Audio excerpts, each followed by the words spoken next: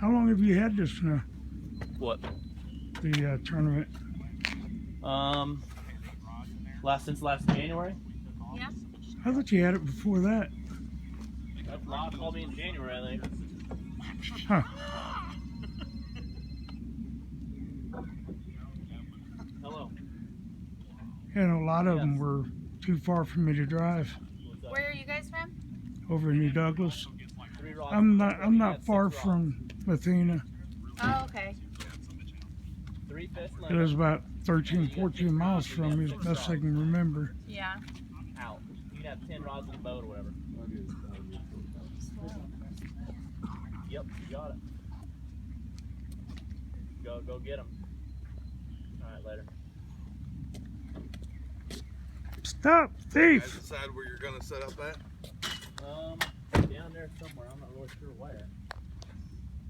Walk down. Park Rally. So did Just an extra one of Ken's.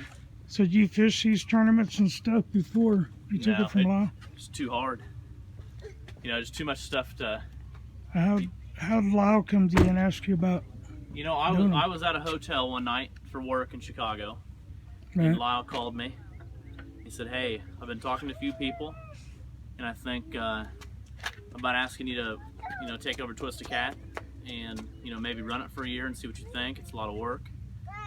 And I had just bought a new Pro Cat, ready to do some tournament fishing, and then I called my wife and kind of gave her the idea, and we said yes, and then did it last year kind of with him, kind of just helping out a little bit, Right. and then we decided to finally, take it over this year.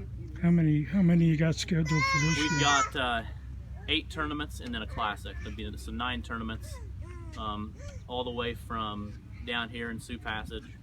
The next one's in Lexington over by Kansas City, Missouri, and then we start working our way up to the last Blue Cat water on the Mississippi, which is Keokuk, Iowa, Pool 19. And then we got 2 above that, which is a Channel Cat Flathead water, Burlington and Nauvoo. And then we work our way back down to Alton for the So, last tournament of the year, for the classic. Probably here's going to be the classic. Yep. Going to be here.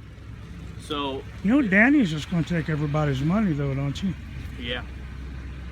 I'll tell you what, there's a lot of, I don't know how many locals are really here, even today. I mean, I've seen plates from Iowa and Indiana. Indiana. I got a buddy from up by west side of Chicago. There's some guys over by Kansas. Down in southern Missouri. There's probably just a few within a 20-mile radius of here. I mean, a lot of people are I think putting in 3-hour Russ drives. DeVore's down in southeast Missouri, down in Dexter, Yeah. Missouri. So there's a lot of people putting in some drive, but there's a lot of good fishermen. I mean, if they're biting today, it's going to be crazy. So does it kind of stress you out a little bit sometimes? It does a little bit, but after last year, I remember I came to the first tournament by myself, and Lyle and Cindy had the scale. All I brought was a notebook to write down the weights. Right. And a year later, we've got a 16-foot cargo trailer, and we filled it up. We had to fill the back of the truck bed. Right. So it's become, I would definitely say, a full-time job. You got a board and everything you put up, or We got boards. We got 2 boards. We got a new scale. We got a digital screen now, locking scale. No more of the jumping around. So at least you got that certified. yeah, so we've improved a lot. It's just slowly taking time.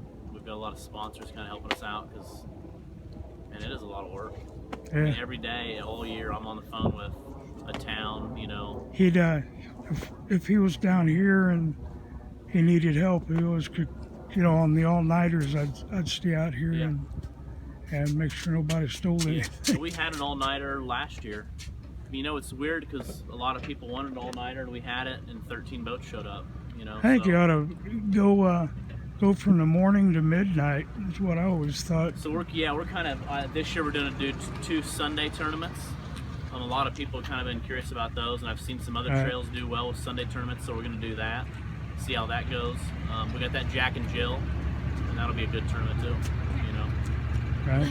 so If you send me a list, yeah, I'll post that on our website. Yeah. And I can't remember if I put that there or not. But I'll get a list to you, and definitely. But yeah, it's growing. so how old are you? I just turned 30 in October. 30 and running 30 years a old, tournament. Yeah. And, you know, something I've noticed is, I would say, me and her are probably one of the youngest two here. You know, catfishing's still an older sport. Yeah, I'm 50. But a lot of these guys they're 40 plus years old. I mean, you just don't have that younger generation like you would expect. But I slowly see it coming. Well, you know, it's like when I wear jerseys, and people say, "Oh, well, you didn't catch a 100-pound fish or this and that." The reason that I've got sponsors on my jerseys is when I go do things for the kids, and Yeah. I go to the senior citizens, center, and they see my jersey, they see who's giving back to the community, Yeah. and things run a lot smoother when you got a little bit of sponsorship and They a few do. extra dollars. So. They do. It's hard to get the money. I've got some added money from some people to help, pay for the scales and stuff like that. But I mean, it's still a lot of money is out of pocket. So, Do you have a Sea Arc one coming up, or? well, we got Sea Arc sponsorship from Sea Arc and Dave's Marine in Fort Madison.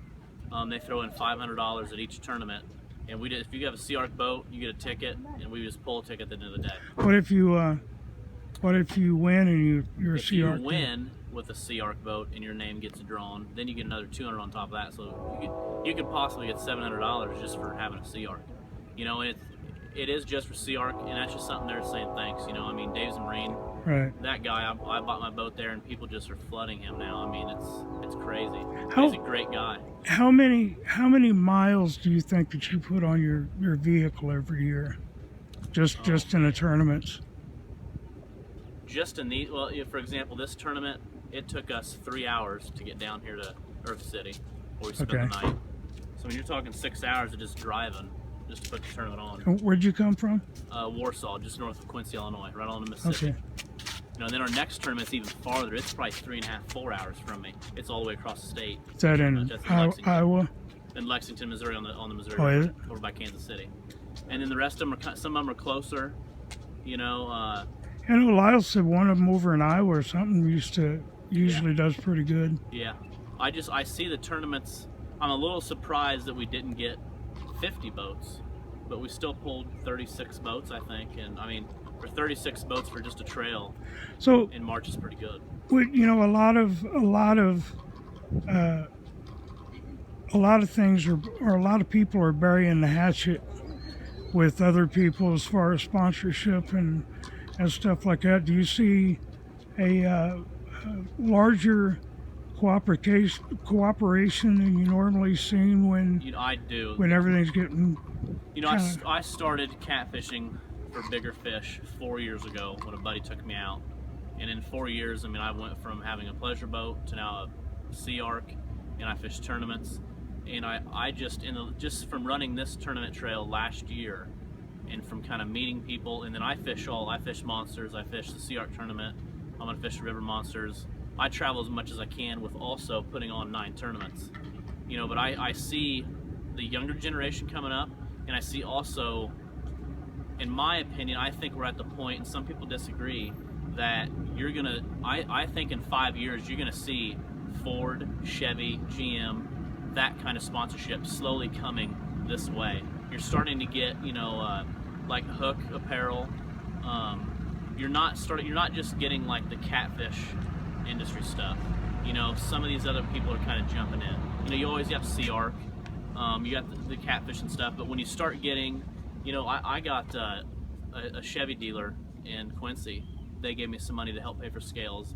I got Ron King, he fishes the trail. His family runs a business. They gave us some money to help run the trail. I guess what I was trying to get at, maybe I didn't say it well enough, because I kind of get that way every once in a while, but you get A rod holders talking about B rod holders being better, and then you end up with a lot of mudslinging, and a lot of that has stopped, and and decided to do it for the betterment of catfishing tournaments. And I think again that kind of goes along as it's getting bigger so fast that people can't keep up. So there's now, I mean, you take anchors. Right. I like Cat River Anchors. They're a great sponsor. They're up in my area, but now you've got Never Snag Anchors down and around in Kentucky. I mean, you've got all these anchor companies that are coming out. You know, they're probably, you know, there's maybe some little tension between them, but all in all, people are buying anchors because more and more people are fishing. You know, if you go buy a Sea Arc boat right now, you're not going to just go buy one this weekend and bring it home. You're going to have to order it, and it's going to probably be 6 months before you get it. And I mean, to think of going to buy a boat and it's going to be 6 months before you can get it is crazy. Yeah, they, you know, a lot of people talk about other people and stuff, and that just don't have any place in tournament fishing. No, and I really don't tolerate that. You know, and I see a lot of that stopping. I think it's getting better, especially like, you know, the rod companies. Oh, we use this rod, we use this rod. I think Your rod sucked. I think some of that goes along with the sponsorship. I think the guys that, you know, let's say for me, you know, I don't personally have a sponsorship. Everything I do is for this trail. But you know, if I had my own sponsorship, let's say with, you know, a certain rod, I'm not. I guess some people might talk bad about other rods to sell that rod. You know, I'm not gonna. I'm not gonna. If somebody comes to me and they say, "Hey, I've got this rod. I'll give you 6 rods if you fish with them and push them." I'm not the type that says, "Well, okay, I want 6 rods. That's awesome. So I'm gonna take your 6 rods, even though I don't like them, and I'm really gonna probably fish with something different." Turn around and sell Turn them. around and then try to and badmouth other people. So if you see a sponsorship with me or on my boat or on my trailer, it's because I believe in them and they've went out of their way for me, and I believe their product. But I'm not going to badmouth Never Snag or any of these other, you know. Right, there's just don't isn't do a that. place That's just, for it. you know, there's no place for that, and that's what's slowing. And I see growth that down. I see that starting to catch hold now, and you know, we had some problems with some people before, and now everything's smoothed over, and just decided to let bygones be bygones, and I think a lot of that I has agree. to. And you know, it's especially I saw that at the Catfish conference. You had a lot of rod companies, a lot of you know, different companies. I didn't really see any tension because, believe it or not, I think it's growing fast enough where there can be 10 you know, custom builders. I just personally, granted, I'm new into this, so in my eyes, what I see, and being new to this, I see it growing just steady. I mean, if you're having a trip, there's no added money at this tournament. It's an 80% payback tournament, and people are driving across states. I mean, Right. you know what I'm saying? It's unreal. I mean, if I had $5,000 out of money, there could be 100 boats here. So I'm slowly working towards that, but for it to get to that point, you've got to stop some of the, you know, the bad talking. But I do see it getting better. You know I what? think now that there's so many people that are sponsored, it's not just anybody can just call and say, "Hey, I want to get sponsored by you. I'll help sell your rods." I think now that there's some good enough guys that people are, you know what I mean? Not just anybody can go to some rod company and say, "Hey, I want your rods," even though I don't really want them. You know, everybody is getting better, and they're really supporting each other. You know, and it's funny because here today, I mean, I got to push everybody to get their boats in because all they want to do is chat with each other, which is fine. You know. Had 35 boats for the first one this season. Yeah, I mean, I'm pretty happy. I mean, about it. 35 boats, 36 boats. That's Yeah. a good count. That's a very good count. And I've got some added money this year in Canton. We've got $2,500 added money. The Jack and Jill. I'm looking to have some good money in Quincy, Warsaw. $1,000 added money in Nauvoo. It's slowly growing, and I enjoy it. It's a lot of work, especially with having a new kid. But hopefully I can bring him up, and he likes to do it instead of being on the video games all day, you know. But we'll see. You know, I just kind of take it day by day, and sometimes it's frustrating because, you know, I want to go to a town really bad because I like their ramp, I like their people. It's, you know, it's a good setup, and I just can't get in that town. You know, they don't Twist a Cat Outdoors, a catfishing tournament. They don't want no catfishing tournament. That's nasty. Don't bring that here, you know. But it's changing. You know, now with social media. Right. You're getting sponsors. It's growing. You know, I'm sponsoring ads on Facebook. It's getting out there. I mean, before this all week long, I was getting calls from people I don't even know saying, "Hey, I see your tournament. I want to fish it. How do I do it?" Well, I'll post it anytime you send it to me. But so it's definitely grown. It's fun. We enjoy it. I'm excited for the weigh-in today because it's so different. Last year, I had a notebook and a scale, and I penciled them in. I mean, this year we're gonna have the trailer in the background, big scoreboards, you know, LED screen. So it's fun. I'm excited to see. Let me ask one more question, and I usually do this with everyone I do. Do you practice CPR? Absolutely. And why do you practice CPR? You know, I practice CPR because I guess one of the guys that took me out fishing, it had been four or 5 years ago. We went out on my pontoon, his little party barge I bought after high school, and he said, "Hey, I'll bring the rods." He showed me a fish that he caught at work. It was like a 40-pound blue. I thought, man, I've never seen a fish like that. So, and I live right on the water. I mean, I opened my door, 15 yards is the Mississippi River flowing by. Right. So that next weekend we went out on my pontoon, didn't have no rod holders. He just brought his rods. We caught some bait really easy. And we went fishing, and it was unreal. I mean, I just set a camera up once, and at one time we had 4 rods going down. We had a 50 and 20s all day long, you know, and I thought, this is awesome. I love it. Right. You know, and he kind of comes from a commercial family, and kind of where I live and grown up in Warsaw, right on the river, you know, I've got a lot of friends that commercial fish, and they've been brought up that way. So for me to say, hey, I don't like you keeping 100-pound fish. I do, and I talk to them about it, but I will never change that. I think it'll slowly change, and it has, but I'll never change it. But I personally see when I started, when I first met my wife, we went out and we would catch 10 blues easy. I guarantee it every time we went out.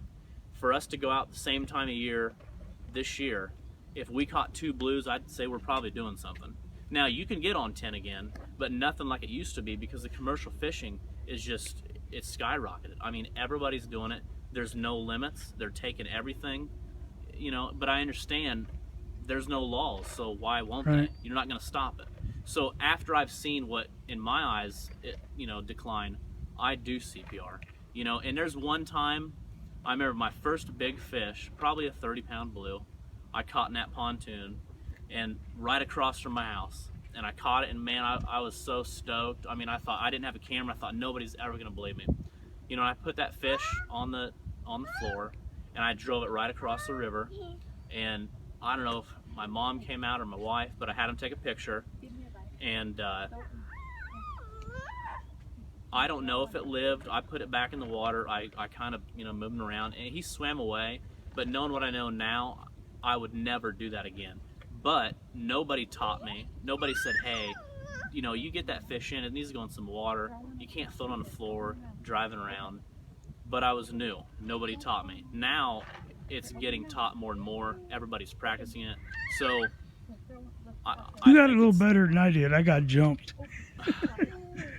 They didn't like the catch photo and refrigerate comment. So, oh yeah, they went ape on me, but you know, it was done in fun, and yeah, they don't have a sense of humor about that stuff. So. No, and it's, you know, I guess it's frustrating for me. You know, and I have a lot of stories, and I was the same way. I would never believe some of these people. They say, hey, you know, I was out last weekend and I got spooled, and I'm like, you got a $200 reel and you're getting spooled. That doesn't even make sense. They say, oh, I got a hook bent before.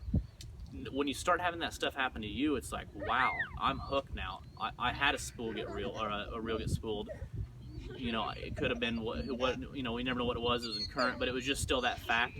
And last year I had a hook get bent, 8/0 hook. I don't know the brand. It could have been, you know, Team Catfish or Gamakatsu, but it got bent nonetheless. 10:30 at night, I fell asleep on my boat, and I wake up to that rod just getting banged, and my buddy jumps up, grabs that rod, and he sets it. I mean, that rod is bent, and then all of a sudden it just let loose. The fight was gone, and we got that up, and that hook it wasn't bent bad. I mean, it was bent, I'd say probably a 1/4 inch. I mean, it was bent, and man, I was so mad, and I thought, I'm never, you know, I don't like this. If it was bought in China, whatever, but I was so mad at that hook that I threw that hook in the water. Oh man, I was mad. And then I realized, why did I just throw that hook in the water? I mean, that's a memory that I can't really even tell people now. Right. And literally 1 week later, I heard that a 103-pound blue was caught in a net and killed in my pool. So it's always like, was that 103-pounder? You know, you just never know. But it's just kind of cool to know that back in my head, I think, well, that could have been a fish that I Right. almost caught. And then, you know, and that's another thing is, you know, a lot of people don't, getting these St. Louis guys to come up, they're like, oh, there's no fish up there. You know, Lyle, in the second to last pool you can catch a blue in. I mean, Lyle caught a 50-pound blue. There were more blues caught up north than there were down here last year. I mean, it's unreal. Right. I mean, when the fishing's on up there, it's on. You know, but so my CPR is definitely the best I can do, and I've got oxygen here, so we do the best we can to get all the fish back into the water. You know, but sometimes it's tough. I mean, sometimes when it's hot, you just can't do it. You know, Right. so. All right. With that being said, appreciate it and taking the time to Yeah, talk to us. Absolutely. And I'll get this posted on the website later on. Alrighty. So remember, if you ain't fishing, you ain't living. That's true.